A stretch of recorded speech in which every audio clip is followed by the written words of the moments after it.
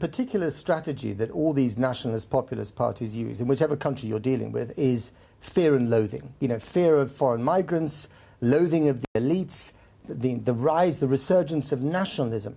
We went through that experience 80 years ago, and it wasn't so good. We have learned from history that that is not the way to the future. I think that that is a simplification. That's the globalist, you know, that's the classic globalist, you know, put down. I think if you look at these, I think it's history. I think no, it's not a classic globalist no, put down. It's history. By the way, if you look at these campaigns, it's not all negativism. It's about what they can be as countries. It's about saving their country. It's not just fear and loathing. That's an oversimplification. In this country, there was a massive campaign. The election campaign that Viktor Orban fought and won resoundingly was based on two things: fear of migrants. You know, the Muslim hordes are coming over the fence, and George Soros. Do you know how many Syrian refugees are in Hungary right now? By the way, a couple of thousand at most. By the way, the number of refugees that are coming through, I think the 400,000. Would be equivalent of 12 million in the United States. But they went through, they ended up in Germany. 12 million in the United States. You shut down opposition media. In other words, people who don't agree with you, which plenty of people are doing. You know, Erdogan's doing it in Turkey, Putin has done it in Russia, he's doing it here in Hungary. If you shut that down, it's not a level playing field, Here's the thing. It's not fair. It's not a free and fair democracy. Okay, here's the thing. You guys always have to bitch and moan and whine. In the United States, it's got to be the big bad Russians came in and stole it. Okay, here it's got to be there wasn't enough open media and frank media in a world that's awash in information that the rubes in the countryside didn't understand what they were voting for. Okay, I want you to go into the countryside, you know, today or tomorrow, and go ask the people in Hungary. They know exactly what they're voting for. I was here 2 weeks ago. And what they said, and they said we don't know what we're voting for. No, what they said is we're afraid of Muslim migrants, right? And I said to them, there's not a. We went to this one town. Now, why are you pitching why they're not? Why are you pitching they're not? Why are you? I thought you were an observer. I thought you were an observer. No, you're pitching the opposite of the party. I went to an example because that's what the election campaign was all about. Went to one town. And what'd you tell them? I'm afraid the name is unpronounceable because it's too long, but I can get it for you later. Went to this one town. They had a single Syrian migrant in this town. One. And yet the big fear in this town was that they were going to be overrun. That's just nonsense, isn't it? It's just not true. We're 400,000. We're 400. The equivalent of 12 million in the United States came through here. So if people, by the way, people can come to their own conclusions themselves. But I'm sure you were there arguing the opposite side because that's what I was just curious. Look, I was curious why you would have an election campaign based on a phantom. Here's what shocks me. The party at Davos loves democracy until it starts going against them. And here's what's so stunning. These elections are not even close now.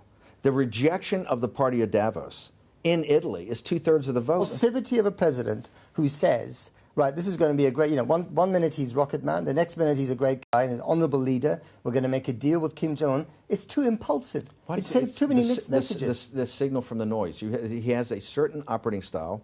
And what I would say is that, step back for a second. Donald Trump, within 1 year, has engaged that and at least started a process. To at least maybe have some potential outcome that could end the Korean War on the peninsula and denuclearize. You know, he's just started this process. Okay. All right. And but yet the media, the media is all over. Oh, the 12th's not going to happen. Hey, like you said, it may happen, it may not. But we started a process. Okay, so this could be a long process. Right. By the way, if it was Obama, you give him another Nobel Prize. You understand this, right? By leaving after a year, does that make you a quitter? No, I never. No, I always have had more, leeway to do what I want to do. I'm not a staffer. Come on. Okay. You must have loved all the attention. Absolutely not. No, you were, what did they used to call Karl Rove? Bush's brain? You were Trump's brain? No, that's the opposition party. Trump makes his own decisions. The opposition party media. But you were on the cover of Time magazine, your eyes glaring out. Great manipulator. I still have nightmares about that cover. No, seriously, you must have loved that attention. No, couldn't stand it. Of course you did. I couldn't stand it. You must have loved it. If I'd loved it, I'd still be there. When you talk to the data geeks like Cambridge Analytica, they say that they swung the election for Trump, not you.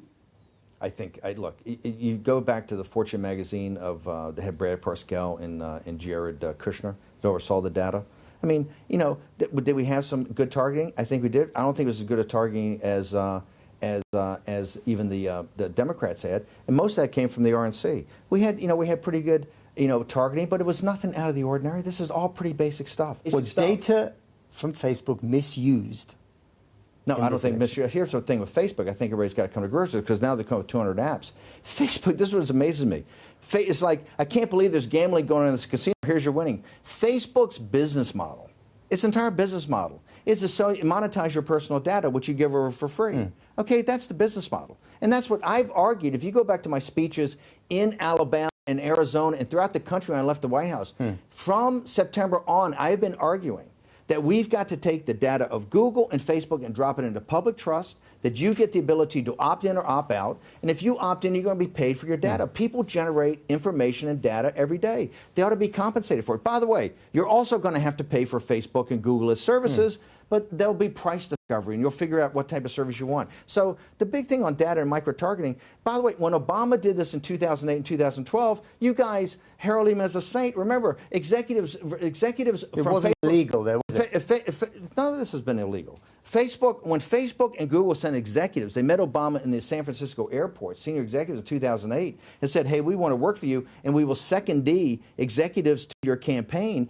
You guys hailed it as the greatest moment in history, that finally Silicon Valley was learning how to be politicized. When Obama did it, he was a conquering hero. You know, when Trump kind of had some rudimentary, and believe me, it was rudimentary. Here's what we had. You know what we had? We had Donald Trump going to 7 rallies a day with 25,000 people, and you're tweeting out where he's going to go, and people were putting those things up on Facebook. I guess what people hate about, not everyone, but many people hate about Trump is the language he uses, the misogyny, you know, some of it quite racist, frankly. That's what they don't like. Give me an example. Well, I mean, you know, what the global elite, the propaganda, no, you have deemed yourselves the arbiter.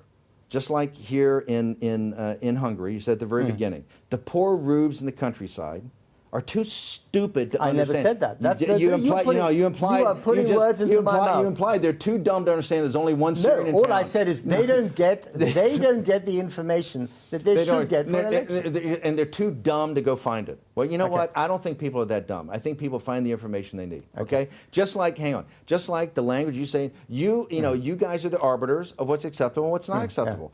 Steve Bannon, thanks very much.